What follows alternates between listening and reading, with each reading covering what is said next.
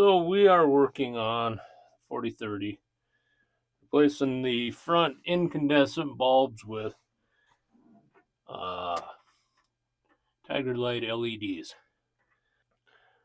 So on the left side is LED. On the right is the old incandescent bulb. We are on the low beam setting. Now we are on the high beam setting. And as you can tell, the light on the left is substantially brighter.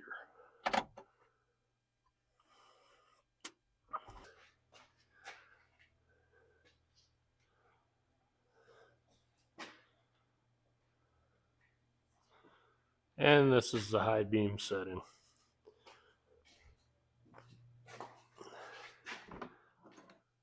All right, so we are all wrapped up with the lighting project on this tractor. Need to hit some grease zerks on the front end with the grease gun, and then this can go out. Give you a quick overview on how I laid out these lights. Right or wrong, this is how I did it. I am curious how other people do it, though. And I say that because I wasn't quite sure how to route the wire. Didn't want to go underneath in case I end up putting tire chains on this or get in the mud, whatever. So I have an LED light on the front and back of each fender. These are a flood style light.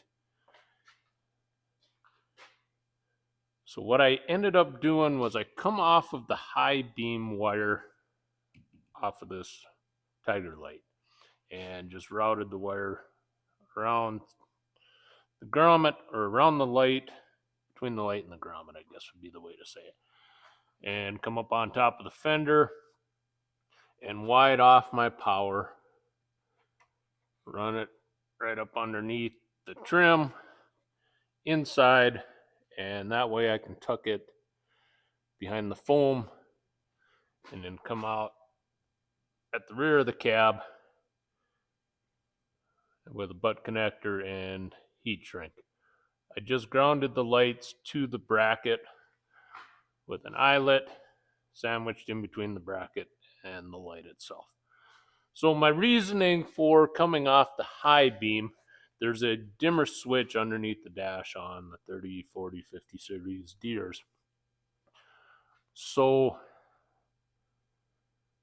when running at night with the flashers on, I can run these floodlights with the lights on high.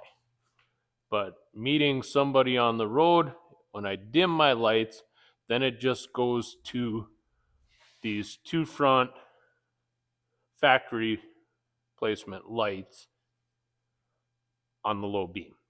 So I'm not blinding anybody. I'm not shining to the rear, all of that. But I would have flood to see what I'm pulling behind me when I can be running on high beams. I also left the incandescent bulbs up on top, which are their factory location, factory wiring. I may switch them out later. We'll see how it works in the dark. Regardless, I have way more light than I used to.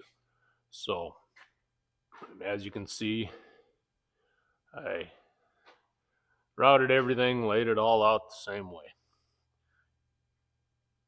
If this doesn't work or I don't have enough power, I can always just pop them bulbs out and run a relay and make it work. But I did leave them on for about an hour and a half here the other day in the shop just to see if it would trip the breaker, and they all worked out just fine. So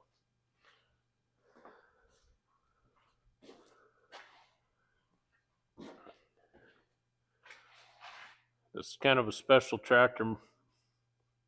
My grandpa bought this tractor brand new in 1975 with a 148 loader on And when I got it, it had one bad cylinder due to a rusted out valve seat in the number one hole. It currently has 4,400 hours on it. Those are original hours. It got a new head, new liners, pistons, all of that. So it's ending up being a super handy tractor. I use it for a lot of stuff. I pull the rake, pull the hay bine, all of that.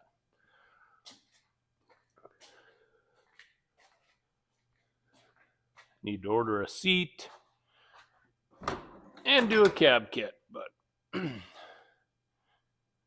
brown seat is no longer available. So I guess I'm going to have to go with the yellow one. But anyway, hope you guys found this interesting, useful, entertaining, all of that. Keep picking up subscribers. A lot more comments to respond to, which is a lot of fun. I do enjoy it. And we're closing in on that 400 subscriber mark. And just over the last year, it's been close to 350 subscribers. So, real close to one a day. And hopefully that continues. I do enjoy this and hope to continue doing it. So, thanks everybody. Have a great day.